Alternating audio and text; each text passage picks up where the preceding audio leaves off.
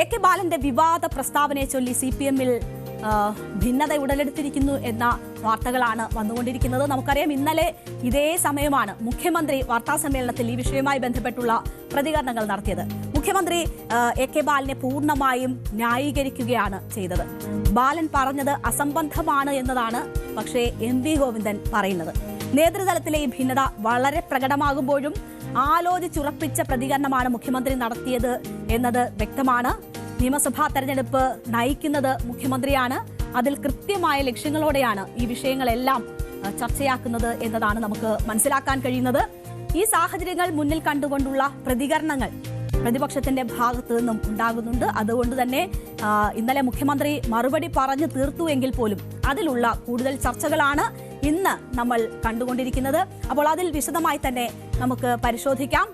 UDF അധികാരത്തിൽ വന്നാൽ ആഭ്യന്തര വകുപ്പ് ജമാഅത്തെ ഇസ്ലാമിക്ക് നൽകേണ്ടി വരുമെന്നും മാറാട് കലാപം ആവർത്തിക്കുമെന്നുമായിരുന്നു AK ബാലന്റെ പ്രസ്താവന. ഈ പ്രസ്താവനയ്ക്ക് മുഖ്യമന്ത്രി പിണറായി വിജയൻ എന്ത് മറുപടി പറയും എന്നതായിരുന്നു ഇന്നലെ അദ്ദേഹം വാർത്താസമ്മേളനം നടത്തുന്നു എന്ന് പറയുമ്പോൾ ഉണ്ടായിരുന്ന കൗതുകം. എന്തായിരിക്കും മുഖ്യമന്ത്രിയുടെ മറുപടി എന്നറിയാനാണ് എല്ലാവരും കാത്തിരുന്നത്.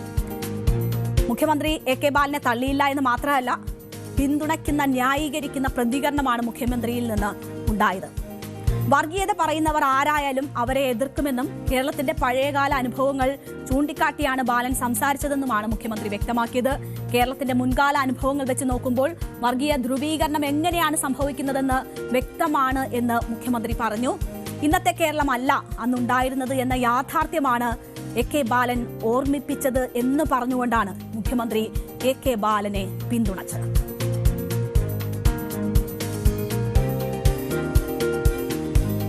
കേരളം നമ്മുടെ രാജ്യത്തിന് മുന്നിലൊരു മാതൃകയാണ്.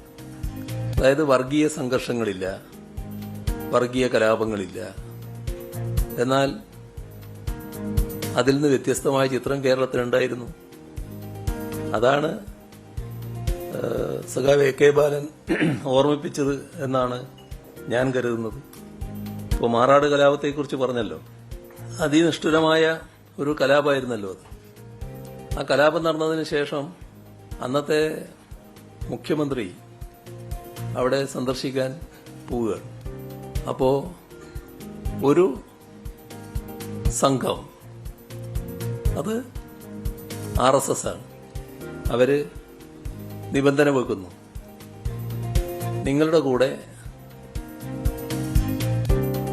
നിങ്ങളുടെ കൂട്ടത്തിൽ ഇപ്പോഴുള്ള മന്ത്രി വരാൻ പാടില്ല.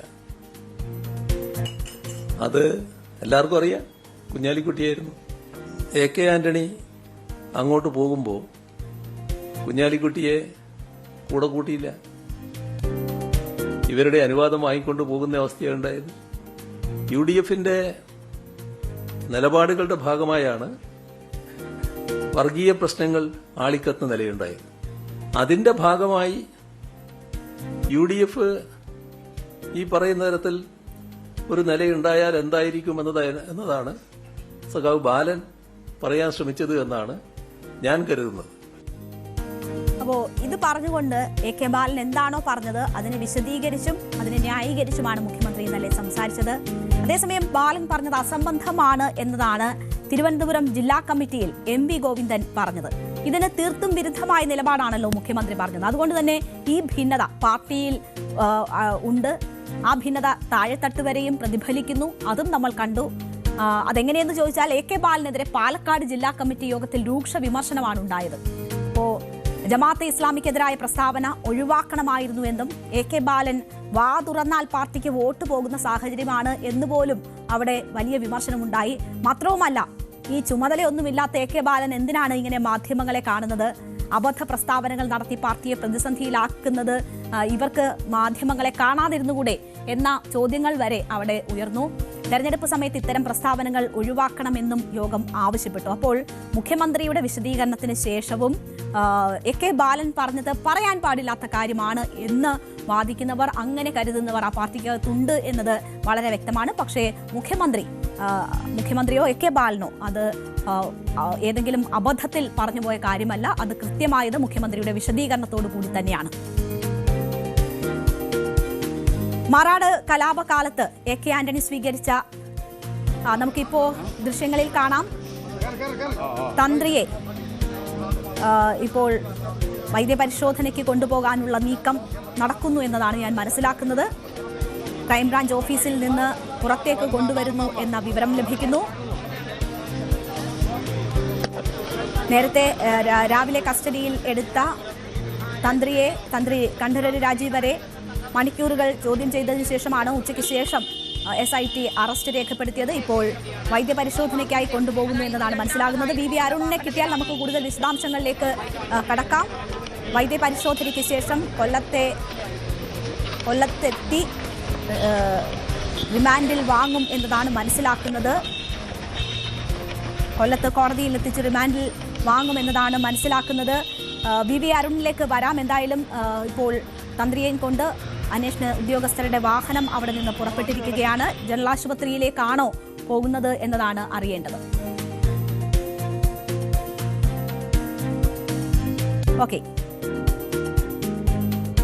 ഓക്കെ, അതിലേക്ക് നമുക്ക് വരാം. എന്തായാലും ഈ AK ബാലന്റെ പ്രസ്താവനയുമായി ബന്ധപ്പെട്ട് പാർട്ടിയിൽ ഭിന്നതയുണ്ട് എന്ന കാര്യം നമ്മൾ ഇതിനോടകം കണ്ടു കഴിഞ്ഞു. മാറാട് കലാപകാലത്ത് AK ആന്റണി സ്വീകരിച്ച നിലപാടുകൾ മുഖ്യമന്ത്രി ഇന്നലെ ചൂണ്ടിക്കാട്ടിയിരുന്നു. RSSന്റെ എതിർപ്പ് ഭയന്നാണ് അന്ന് AK ആന്റണി കുഞ്ഞാലിക്കുട്ടിയെ കൂടെ കൂട്ടാതിരുന്നത് എന്നത് മുഖ്യമന്ത്രി ഉദാഹരിച്ചു. അന്ന് താൻ മാറാട് സന്ദർശിച്ച കാര്യം അദ്ദേഹം പറഞ്ഞു. ആരോടും ഒന്നും ചോദിക്കാൻ നിന്നില്ല, താൻ സന്ദർശിച്ചു എന്നതാണ് അദ്ദേഹം പറഞ്ഞത്. അദ്ദേഹം അവിടെ തടഞ്ഞു വെക്കപ്പെട്ട സാഹചര്യമൊന്നും ചൂണ്ടിക്കാട്ടിയില്ല. അത് ഇന്ന് മാധ്യമങ്ങളൊക്കെ ശ്രദ്ധയിലേക്ക് കൊണ്ടുവന്ന ഒരു സാഹചര്യവുമുണ്ട്. UDF വർഗീയതയ്ക്ക് കീഴ്പ്പെടുന്ന അവസ്ഥയായിരുന്നു അന്ന് എന്നതാണ് മുഖ്യമന്ത്രി പറയാൻ ശ്രമിച്ചത്. മലബാറിൽ മുസ്ലിം ലീഗിന് കൂടുതൽ സീറ്റുകൾ നൽകുന്നതിലുള്ള അപകടത്തെക്കുറിച്ച് CK ഗോവിന്ദൻ നായർ പറഞ്ഞ കാര്യങ്ങൾ രമേശ് ചെന്നിത്തല തന്നെ പ്രസംഗിച്ചിട്ടുള്ള കാര്യം മുഖ്യമന്ത്രി ചൂണ്ടിക്കാട്ടി. കോൺഗ്രസിനുള്ളിൽ തന്നെ പഴയ നിലപാടുകൾ UDFനെ തിരിഞ്ഞു കൊത്തുകയാണെന്ന് അദ്ദേഹം പരിഹസിച്ചു. VD സതീശനെ ഉൾപ്പെടെ ഈ വിഷയത്തിൽ സ്വീകരിച്ച നിലപാട് പറഞ്ഞ് മുഖ്യമന്ത്രി ഇന്നലെ വാർത്താസമ്മേളനത്തിൽ ചൂണ്ടിക്കാട്ടുന്നത് നമ്മൾ കണ്ടു. അപ്പോൾ ഇങ്ങനെയുള്ള ഓരോ നേതാക്കളെയും പേരെടുത്ത് പറഞ്ഞുകൊണ്ടുള്ള സാഹചര്യങ്ങൾ ചൂണ്ടിക്കാട്ടിയുള്ള വിമർശനമാണ് മുഖ്യമന്ത്രി ഇന്നലെ നടത്തിയത്.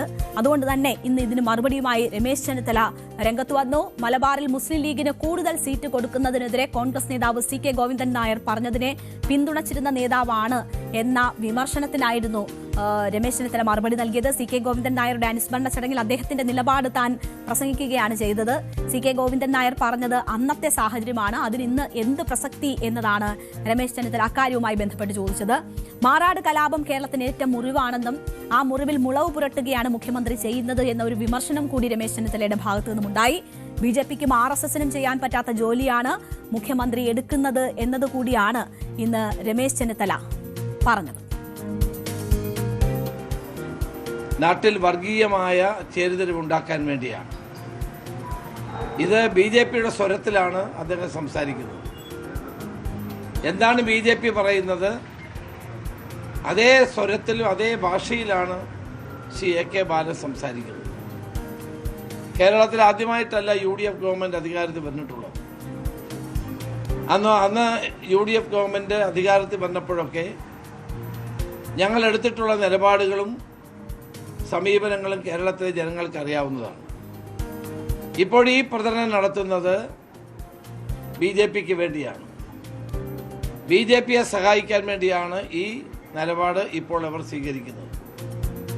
BJPയുടെയും സംഘപരിവാറിൻ്റെയും അതേ ഭാഷ AK ബാലൻ സംസാരിക്കുന്നത് മുന്നണിയുടെ നയമാണോ എന്ന് വ്യക്തമാക്കേണ്ടിയിരിക്കുന്നു. ജമാഅത്തെ ഇസ്ലാമിക്കെതിരായ പരാമർശം നടത്തിയ AK ബാലനെ മുഖ്യമന്ത്രി ന്യായീകരിച്ചതിലൂടെ CPMന് ഡബിൾ റോൾ എന്ന് K മുരളീധരൻ വിമർശിച്ചു. മതപരമായ ചേരിതിരിവുണ്ടാക്കി ഒരുമിപ്പിക്കുക എന്നതാണ് ലക്ഷ്യം. പഴയ ചരിത്രം ആവർത്തിക്കുമെന്ന് പറയുന്നത് കലാപത്തിനുള്ള ആഹ്വാനമാണ് എന്നുകൂടി K മുരളീധരൻ കുറ്റപ്പെടുത്തി. അതായത് AK ബാലൻ പറഞ്ഞത് മുഖ്യമന്ത്രിയുടെ അനുവാദത്തോടു കൂടിയിട്ടാണ്. അതാണ് ധൈര്യത്തിൽ പറഞ്ഞത്. ഇക്കാര്യത്തിൽ മാർക്സിസ്റ്റ് പാർട്ടിയുടെ ഡബിൾ റോളാണ്. പാർട്ടി സെക്രട്ടറി ബാലനെതിരായി നിൽക്കുന്നു, മുഖ്യമന്ത്രി ബാലന് അനുകൂലമായി നിൽക്കുന്നു. ഇവരുടെ ഉദ്ദേശം ഒരു മതപരമായിട്ടുള്ള ചേരിതിരിവുണ്ടാക്കി വോട്ട് പിടിക്കുക എന്നുള്ളതാണ്. ഇവർക്ക് ആരെയും പിന്തുണ കിട്ടില്ല. ഇവർക്ക് ന്യൂനപക്ഷങ്ങൾ ഇവരെ വിശ്വസിക്കില്ല. ശബരിമലയിലെ സ്വർണം കെട്ട ആളുകളെ അധികാരത്തിൽ കൊണ്ടുവരാൻ മറ്റ് വിഭാഗങ്ങളും തയ്യാറാവില്ല. ഇപ്പൊ രണ്ടുപേരുടെ വോട്ട് അവർക്ക് കിട്ടാൻ പോകുന്നില്ല. ഇവർ ഉദ്ദേശിച്ചത് ഒരു ധ്രുവീകരണം ഉണ്ടാക്കി വോട്ട് പിടിക്കാനാണ്. ഞങ്ങൾ തറപ്പിച്ച് പറയുന്നു, ഒരു വിഭാഗത്തിന് വോട്ട് അവർക്ക് കിട്ടില്ല. ശബരിമലയിൽ സ്വർണ്ണക്കൊള്ള നടത്തിയവരെ ഒരു സമുദായം അംഗീകരിക്കാൻ പോകുന്നില്ല. ഇത് മനഃപൂർവ്വമായി ഒരു വർഗീയത ഉണ്ടാക്കുന്നതിന് വേണ്ടി UDF അധികാരത്തിൽ വന്നാൽ ജമാഅത്ത് ഇസ്ലാമിയായിരിക്കും ആഭ്യന്തരം ഭരിക്കുന്നത് എന്നത് വർഗീയ വിഭജനം ഉണ്ടാക്കാൻ വേണ്ടി സംഘപരിവാറിന്റെ അതേ ശൈലിയിൽ CPM ചെലുത്തുന്ന പരിപാടിയാണ്. അതാണ് ഞാൻ പറയല്ലോ, അഹമ്മദ് പട്ടേൽ മുഖ്യമന്ത്രിയാവും. അത് ആരോടാ പറഞ്ഞത്? ഗുജറാത്തിലെ ഹിന്ദുക്കളോടാണ്. നിങ്ങൾ കോൺഗ്രസിനെ തോൽപ്പിക്കണം, കോൺഗ്രസ് ജയിച്ചാൽ ഒരു മുസ്ലിം മുഖ്യമന്ത്രിയാവും എന്ന് പറഞ്ഞതുപോലെ അതിനേക്കാൾ മോശമായിട്ടുള്ള പ്രസ്താവനയാണ് ഇത്. അതിനേക്കാൾ മോശമായിട്ടുള്ള പ്രസ്താവനയാണ് ബാലൻ നടത്തിയത്. ബാലൻ നടത്തിയ പ്രസ്താവനയെ CPM അംഗീകരിക്കുന്നുണ്ടോ? അതാണ് ഞങ്ങളുടെ ചോദ്യം.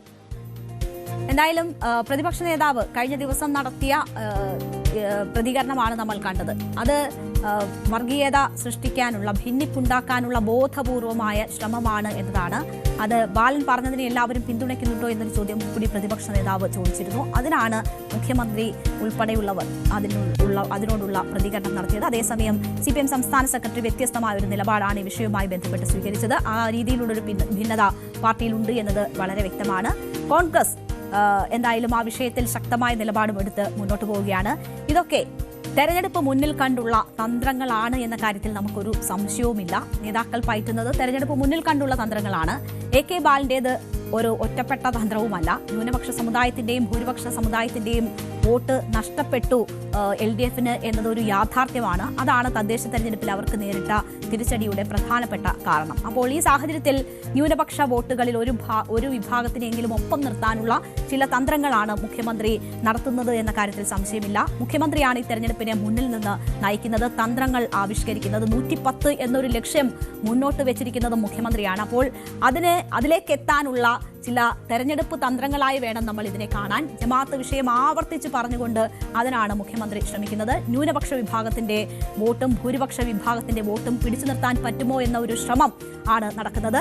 ന്യൂനപക്ഷ വിഭാഗത്തിൽ ഒരു ഭാഗം ഈ ജമാഅത്ത് വിഷയങ്ങൾ ഉൾപ്പെടെ, തീവ്ര വിഭാഗങ്ങളുടെ വിഷയങ്ങൾ ഉൾപ്പെടെ ചൂണ്ടിക്കാട്ടിക്കൊണ്ട് ആ ന്യൂനപക്ഷ ഒരു വിഭാഗത്തിന്റെ വോട്ട് സ്വന്തമാക്കാൻ കഴിയുമോ എന്നൊരു ശ്രമം നടത്തുന്നു. നമുക്കറിയാം, ഭൂരിപക്ഷ വോട്ടിലും വലിയ ചോർച്ച LDFനെ സംബന്ധിച്ചുണ്ടായിട്ടുണ്ട്.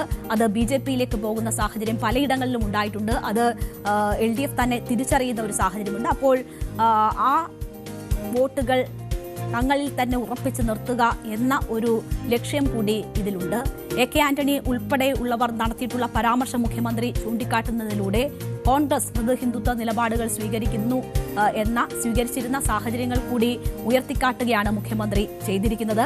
എന്തായാലും മതേതര കേരളം മറക്കാൻ ശ്രമിക്കുന്ന മാറാട് കലാപം അടക്കമുള്ള വിഷയങ്ങൾ എടുത്തിട്ട് ധ്രുവീകരണത്തിനുള്ള ശ്രമം ഇടതുപക്ഷം നടത്തുന്നു എന്ന് ചൂണ്ടിക്കാട്ടിയാണ് പ്രതിപക്ഷം അതിനെ പ്രതിരോധിക്കാനുള്ള നീക്കം നടത്തുന്നത്. തെരഞ്ഞെടുപ്പ് കാലമായതുകൊണ്ട് തന്നെ ഇത്തരം ഏറ്റുമുട്ടലുകൾ വരും ദിവസങ്ങളിൽ നമുക്ക് പ്രതീക്ഷിക്കാം. എന്തായാലും ഇത് ഇവിടം കൊണ്ട് തീരില്ല എന്നതാണ് നേതാക്കളുടെ പ്രതികരണങ്ങൾ നൽകുന്ന സൂചന. കൂടുതൽ വാർത്തകൾക്ക് News 18 Keralam YouTube channel subscribe ചെയ്യുക.